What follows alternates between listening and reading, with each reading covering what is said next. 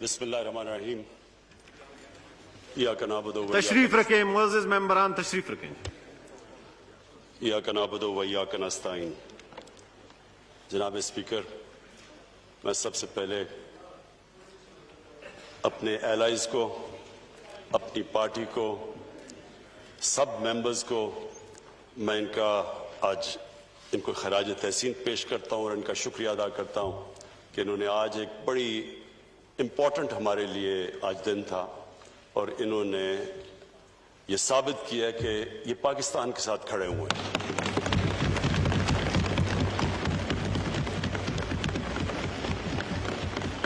मैं स्पीकर साहब फैटफ के बिल से पहले, क्योंकि बड़ा करंट टॉपिक है, जो एक ऐसा हादसा हुआ जिससे सारा हमारा मुल्क हिल गया, वो जो मोटरवे के ऊपर जो सानिया हुआ, मैं सिर्फ उसके ऊपर ब्रीफली ये कहना चाहता हूँ कि हमने तब से, जब से ये हादसा हुआ, हम ये सोच रहे हैं कि इसके लिए एक बेहतरीन लेजिस्लेशन पास की जाए कि आगे से सिर्फ हमारी ख्वातीन को ही ना प्रोटेक्शन मिले, बच्चों को भी, जो चाइल्ड अब्यूज के अंदर बड़ी बुरी तरह उनकी जिंदगियां भी तबाह होती हैं, उनकी फैमिली भी तबाह होती है। ये जो रेप है, इसको इस तरह ये देखें कि इसकी वजह से एक इंसान की जिंदगी तबाह होती है, दुनिया में भी, बाहर के माशरों में भी, लेकिन हमारे माशरे में जिस तरह की हमारा कल्चर है, उसमें उनकी भी जिंदगी तबाह, उनकी फैमिलीज भी सफर करती है। और मैं तो खास तौर पे सोच रहा था कि उन बच्चों के ऊपर क्या गुजरी होगी। ये सारी जिंदगी के लिए ये ट्रॉमा रहता है। तो उसके बाद हमने फैसला किया कि हम 3 टियर इसके ऊपर काम करें। नंबर 1 तो पुलिसिंग, रजिस्ट्रेशन, सारी जगह दुनिया के अंदर सेक्स क्रिमिनल्स की रजिस्ट्रेशन होती है, सेक्स ऑफेंडर्स रजिस्टर्ड होते हैं, उनका एक डेटाबेस बनता है, उनको फिर फॉलो किया जाता है, क्योंकि दुनिया का तजर्बा हमें यह बताता है कि जो सेक्स ऑफेंडर्स होते हैं वो रिपीट ऑफेंडर्स होते हैं। जिस तरह ये जो एक अभी भागा हुआ है जो आबिद, इससे पहले भी गैंग रेप की हुई है और फिर से जो भी उसको सजा दी थी, जाहिर है वो इबरतनाक नहीं थी, क्योंकि उसने फिर से किया और ये तो रिपोर्ट हुआ है सेकंड टाइम। बीच में कितने उसने ऐसे जुर्म किए जो अनरिपोर्टेड है, और जितना भी हम इसमें इन्वेस्टिगेट करते हैं तो हमें यह पता चलता है कि ये बड़ा एक छोटा सा नंबर रिपोर्ट होता है। चाइल्ड अब्यूज में भी, जिधर बच्चों से जुल्म होता है, और ये रेप केसेस में भी, क्योंकि हम सब जानते हैं कि वो किस तरह के ट्रॉमा और सदमा से गुजरते हैं, बच्चे भी और जो खातीन भी।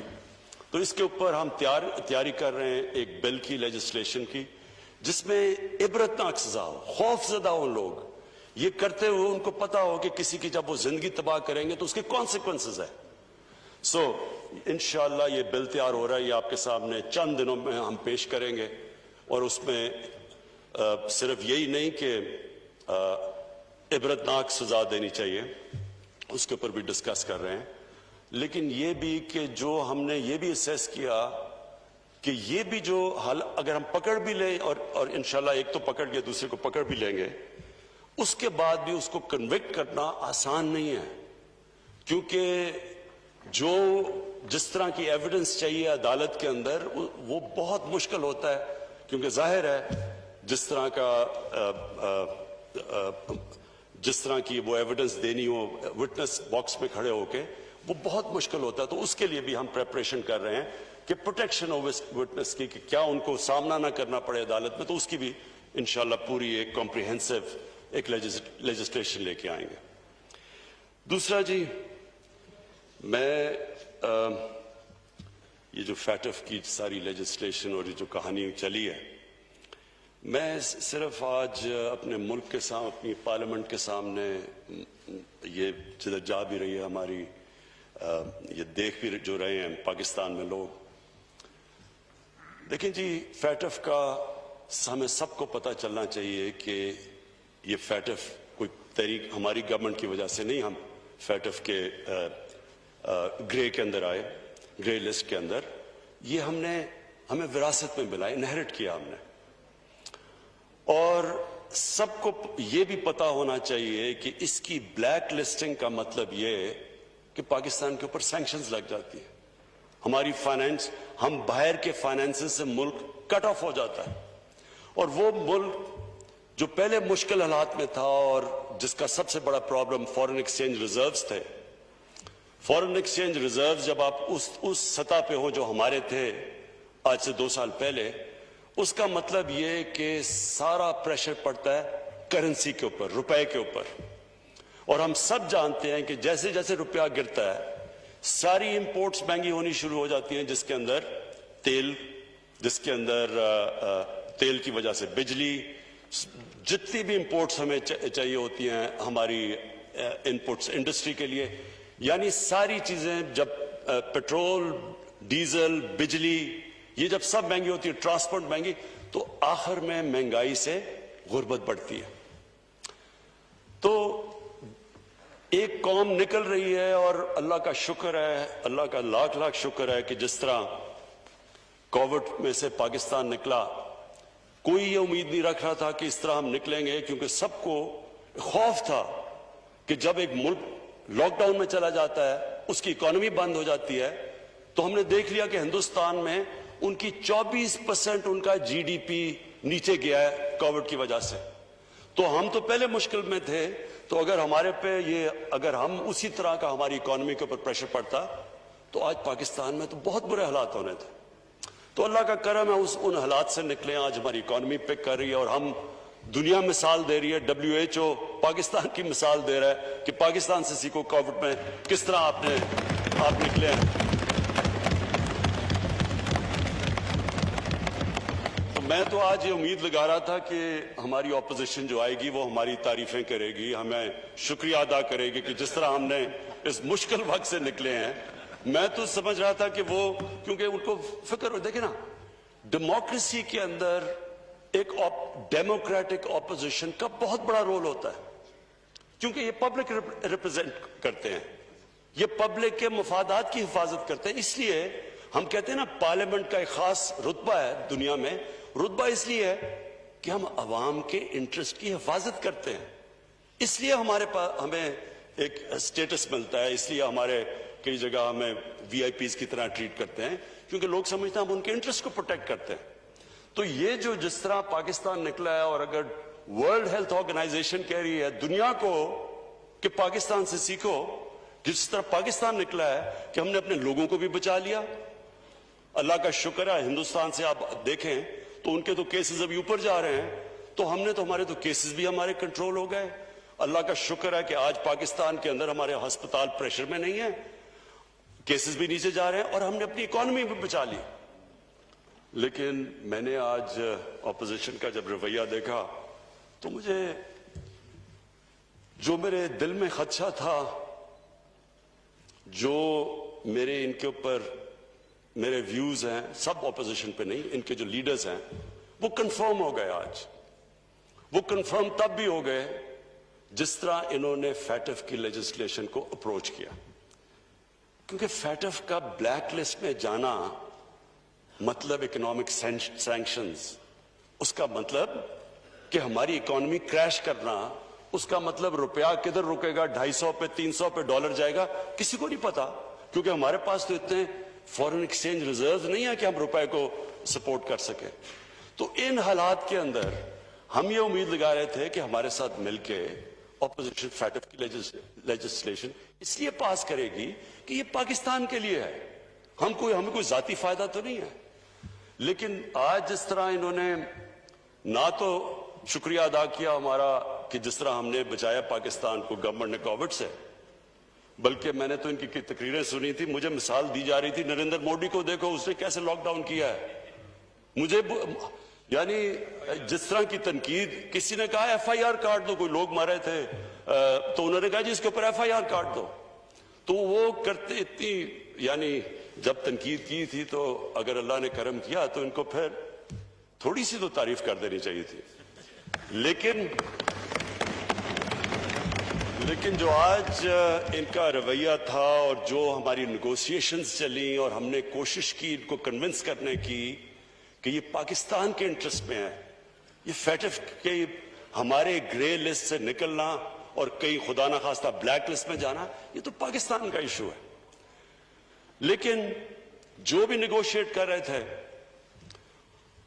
जो इन्होंने जिस तरह की निगोशिएशन की, मेरी एक कन्विक्शन है कि इनके लीडर्स का इंटरेस्ट और पाकिस्तान का इंटरेस्ट अपोज्ड है।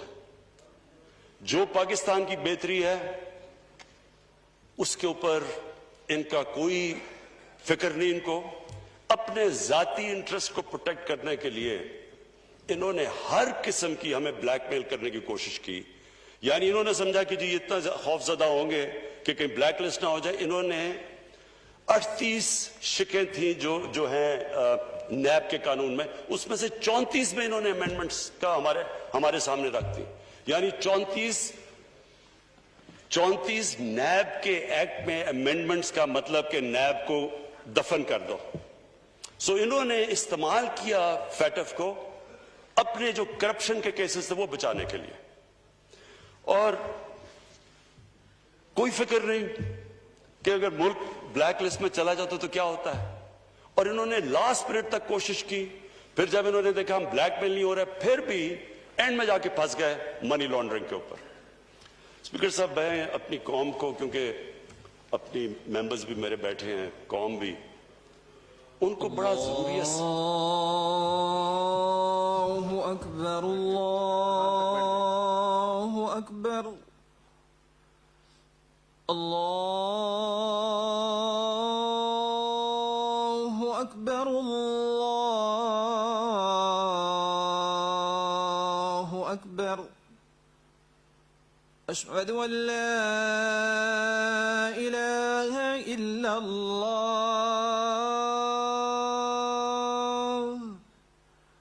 अशहदु अन ला इलाहा इल्लल्लाह,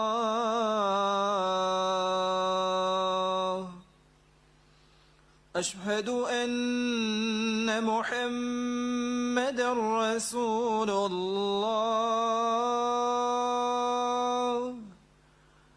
अशहदु अन्न मुहम्मदर रसूलुल्लाह।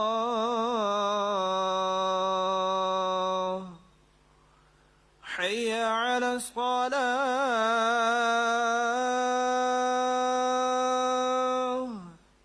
हय्य अला अस्सलाह,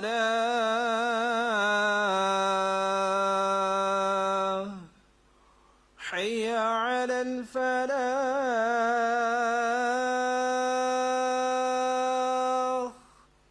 حي على الفلاح.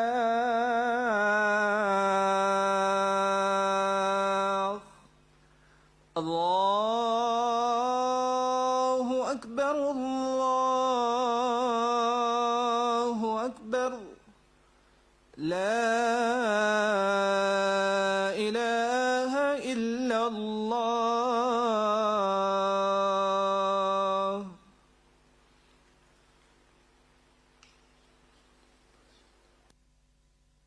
जी प्लीज। मनी लॉन्ड्रिंग सब लोगों को समझ नहीं मनी लॉन्ड्रिंग की आती। मैं ब्रीफली एक्सप्लेन कर दूं। मनी लॉन्ड्रिंग होती है कि जब आप एक मुल्क में पैसा नाजायज तरीके से बनाते हैं तो जरूरी ये होता है कि वो आप उसको मुल्क से बाहर रखें, क्योंकि वो मुल्क के अंदर वो नजर आ जाता है।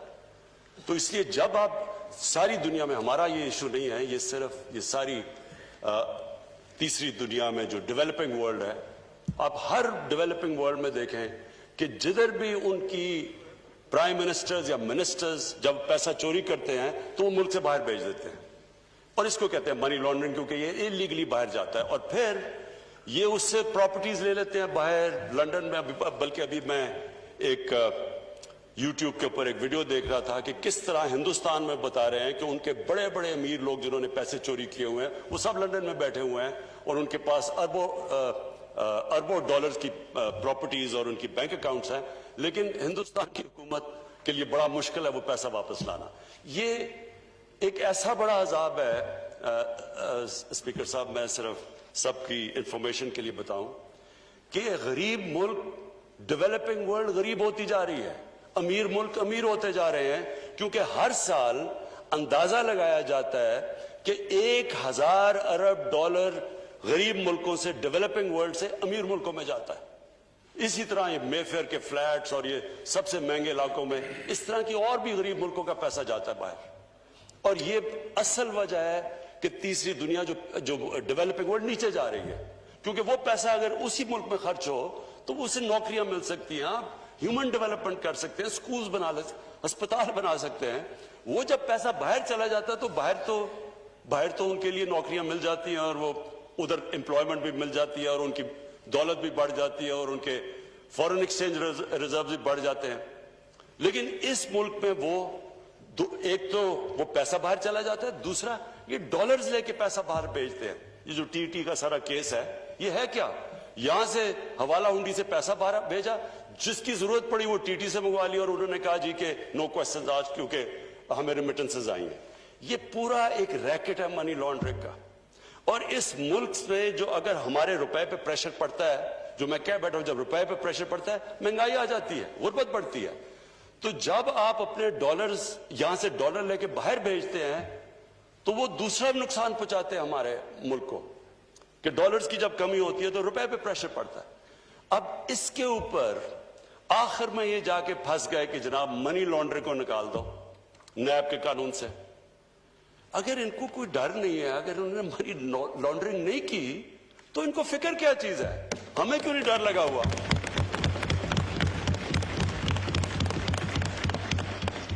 اور افسوس یہ ہے کہ اس کے اوپر انہوں نے اتنا زیادہ سارا ہمارے ٹائم بھی ضائع ہوا، یہ سارا ادھر تک پہنچے۔ اور پھر سے میں یہاں اپنی ٹیم کا بہت شکریہ ادا کرتا ہوں کہ آپ سب آج آئے اور آپ کا جو جذبہ، اور آپ بیٹھے اور اتنی دیر تک آپ نے پوری صبر سے کام لیا۔ لیکن یہ اتنا امپورٹنٹ تھا کہ ہم یہ لیجسلیشن پاس کریں، فیٹف کے لیے نہیں، منی لانڈرنگ کے لیے۔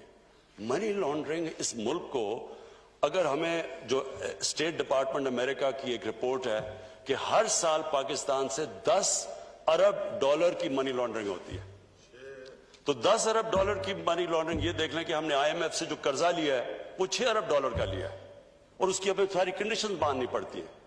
تو یہ سوچ لیں کہ 10 ارب ڈالر کی اگر ہم منی لانڈرنگ ہی روک لیں تو ہمیں قرضے لینے نہ پڑتا IMF سے، کیونکہ ہمارے پاس ہمارے ریزروز کم تھے۔ اس لیے اسپیکر صاحب یہ بڑا امپورٹنٹ تھا، یہ اس ملک کی فیوچر کے لیے بڑا امپورٹنٹ ہے۔ اور ہماری یہ بھی بدقسمتی ہے کہ جو ہماری رولنگ ایلیٹ، جو ہمارے صاحب اقتدار رہے ہیں، وہ صاحب اقتدار جب یہ پیسہ باہر جا رہا تھا کسی نے کوشش نہیں کی روکنے کی، کسی نے یہ کوشش نہیں کہ باہر ان کے پراپرٹیز اتنی بڑی بڑی باہر ہیں، کسی نے نہیں پوچھا کہ کدھر سے پیسہ گیا ہے۔ انہوں نے مجھے عدالت میں، جب مجھے پولیٹیکلی وکٹمائز کر کے یہ عدالت میں مجھے لے کے گئے، کیونکہ پولیٹیکل وکٹمائزیشن تھی، کیونکہ میرا تو فلیٹ 2002 کا ڈکلیئر تھا، لیکن 2016 میں اس لیے لے کے گئے کیونکہ میں نے ان کا پینما کا کیس اٹھایا ہوا تھا۔ تو پینما کا جب کیس اٹھایا تھا اس میں پھر مجھے پریشرائز کرنے کے لیے عدالت میں لے گئے۔ تو اسپیکر صاحب، اگر میں جو پبلک آفس ہولڈر نہیں تھا، ایک سپورٹس مین تھا، میں اگر 40 سال پرانے کانٹریکٹس دکھا سکتا ہوں، میں اپنی ساری منی ٹریل دے سکتا ہوں پاکستان میں پیسہ لانے کے لیے، یہ ایک ڈاکیومنٹ نہیں دے سکتے کہ پیسہ باہر کیسے گیا ہے۔ یہ بتا سکتے ہیں کہ ہائیڈ پارک، کیونکہ میں لندن، میری بڑی زندگی گزری ہے، 1 ہائیڈ پارک لندن کا تقریباً سب سے مہنگا پراپرٹی ہے۔ مے فیئر دنیا میں مہنگا ترین شہر ہے لندن، اور مے فیئر لندن کا مہنگا ترین علاقہ ہے۔ ادھر ان کے پاس اتنی پراپرٹیز، کدھر سے آیا پیسہ؟ یہ کوئی ڈاکیومنٹ بتا دیں کہ پیسہ باہر کدھر گیا۔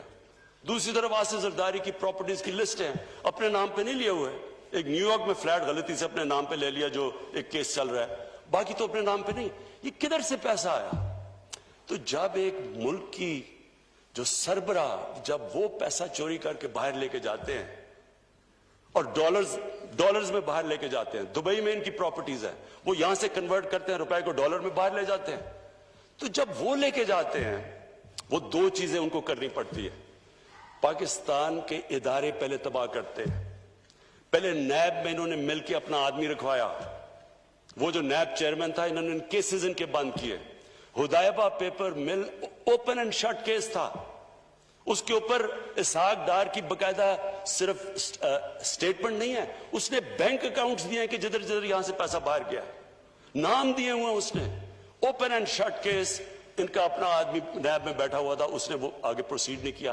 تو انہوں نے یہ جو 10 سال کے اندر 4 گنا زیادہ پاکستان کے قرضے بڑھے ہیں. 60 سال کی تاریخ میں ٹوٹل پاکستان کا قرضہ 6,000 ارب تھا, 10 سالوں میں پہنچ گیا 30,000 ارب. ہمارا جو سب سے بڑا مسئلہ کیا بنا ہوا ہے, جو ہم نے ٹیکس کا پیسہ اکٹھا کیا پہلا سال, اس کا آدھا چلا گیا ان کے قرضوں کی قسطیں ادا کرنے پہ. ملک کدھر سے چلاتے ہیں؟ پھر ہمیں کہتے جی آپ قرضے لے رہے ہیں. اگر ہم قرضے نہ لیں تو ہم ملک کیسے چلائیں؟ آدھا تو جو پیسہ اکٹھا کیا ان کی قرضوں کی قسطوں پہ چلا گیا. اب جو ہم نے کرونا کی وجہ سے کم کلیکشن ہوئی, پھر ہمارا 1,000 ارب کم ہوا, تو 4,000 ارب اب جو اکٹھا کیا یہ سیکنڈ ایئر میں, اس میں سے 2,600 ارب وہ چلا جائے گا قرضوں کی قسطوں دینے پہ.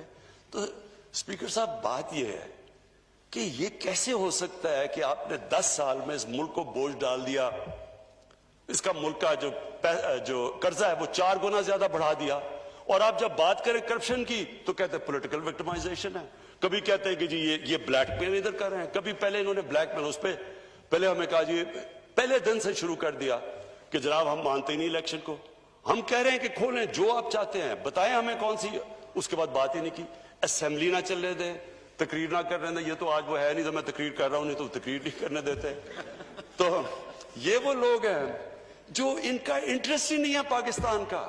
دیکھیں نا, اگر جو اسمبلی کا سب سے بڑا کام ہے کہ پبلک انٹرسٹ کی حفاظت کرنا, تو کیا یہ پبلک کے انٹرسٹ کی حفاظت کر رہے ہیں؟ یہ تو اپنے جو لیڈرز کی چوری کیے ہوئے پیسے کی حفاظت کر رہے ہیں. ان کا تو انٹرسٹ ہی الٹا ہے پاکستان سے. جو پاکستان کا انٹرسٹ ہے, پاکستان کا تو انٹرسٹ ہے کہ یہ چوری کیا ہوا پیسہ واپس آئے. انہوں نے اپنی اپوزیشن کا مقصد یہ بنا دیا کہ کسی طرح وہ اس چوری کیے ہوئے پیسے کو بچا لیں. کیسے ایک ملک ترقی کر سکتا ہے جب ایک ملک کے جو بڑے بڑے جن لوگوں کے پاس اتنا, ہمیں پتہ ہے, ہمیں اسپیکر صاحب میں نے تو ان کو سب کو دیکھا ہوا, مجھے تو پتہ ہے ان کی پہلے حالات کیا تھے. مجھے تو پتہ ہے یہ جس طرح اب آپ جو دیکھ رہے ہیں اسحاق ڈار کو دیکھیں, اسحاق ڈار ایسے لگتا ہے کہ اس کے باپ کی سائیکل کی دکان نہیں تھی, مے فیئر پہ کوئی مرسیڈیز کا شو روم تھا. نواز شریف کی فیملی, اب ان کی فیملی دیکھ لیں, ان کی فیملی ایسے نہیں لگتی کہ گوال منڈی میں بڑی ہوئی ہے, لگتا ہے یہ بکنگم پیلس میں بڑے ہوئے ہیں سارے. کدھر سے پیسہ آیا اتنا پیسہ؟ اور جواب مانگو تو جی یہ سیاسی انتقامی کاروائی ہو گئی. اسپیکر صاحب میں آخر میں اپوزیشن کو پھر کہتا ہوں, آپ نے جو بھی, ہم ہر طرح کی آپ سے کمپرومائز کرنے کے لیے تیار ہیں. جو آپ چاہتے ہیں ملک کے لیے, جمہوریت کے لیے, ہمارے سے کہیں ہم کمپرومائز کرنے کے لیے تیار ہیں, لیکن ہم کرپشن کے اوپر کمپرومائز کرنے کے لیے نہیں.